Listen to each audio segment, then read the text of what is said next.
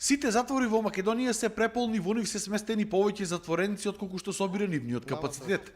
Од управата за извршување на санкции истакнаа дека токму затоа решението требало да се бара во алтернативните мерки, односно судовите наместо казна затвор, онаму каде што се можело да се изрекуваат мерки како што се општо корисна работа, условен отпуск со и без надзор и други слични мерки. Во соработка со меѓународната заедница работиме во делот на пробација, односно изрекување заедно со судовите, апелиравме до нив да изрекуваат што е можно повеќе на алтернативни мерки, со што би допринели и во делот на ресоциализација, односно би ги растеретиле сместувачките капацитети во казнено-поправните домови.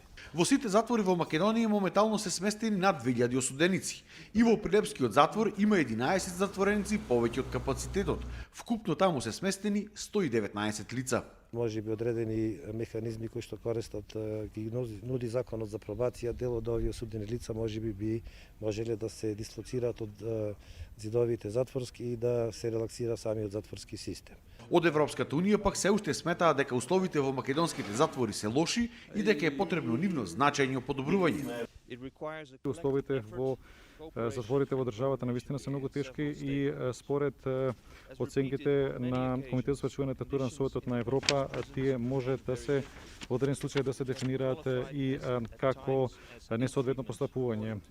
Денеска во затворот во Прилеп во насока на подобрување токму на овие услови се отвори библиотека и детско катче за подобар престој на дечињата во КП домот, кога одат во посета на нивните родители кои што се сместени тука.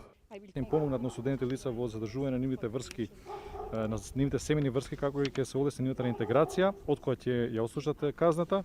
Ова е овозможено преку грант од 4000 евра кој што е обезбеден во рамките на заедничка програма на Европската унија и Советот на Европа. Од Европската унија биле обезбедени средства за опремување на 6 амбуланти во затворите во Македонија.